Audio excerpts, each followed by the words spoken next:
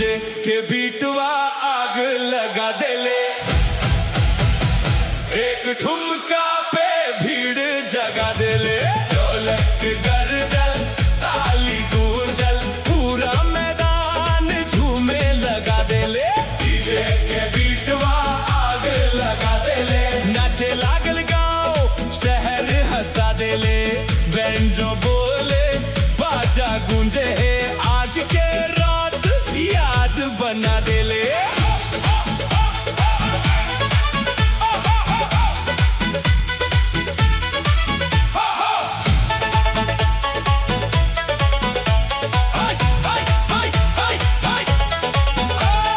रंग बिरंग लाइटियां चमके, मंचवा पर मस्ती दमके, हाथ उठे ते आसमान बोले, बीट सुनत हर दिलवा डोले।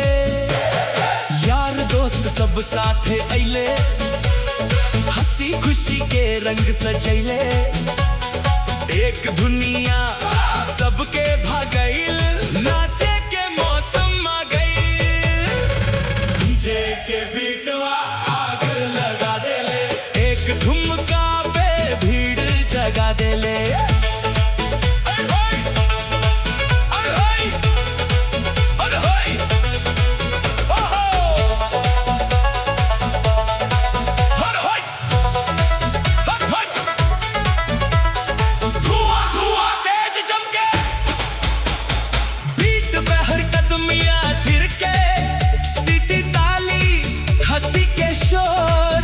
मस्ती गूंजे चारों ओर, भोर तलक की जोश रही, गीतवा सबके याद रही,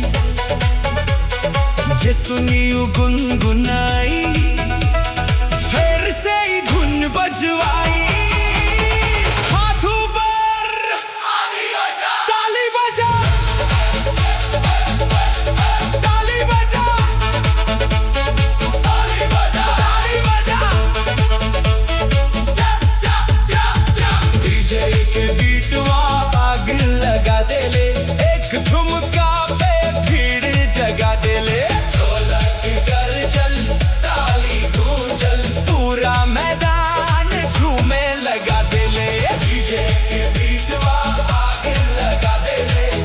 के रात दिल में बसा दे ले, नाचे गावे हर इंसान ही बने साल के पहचान।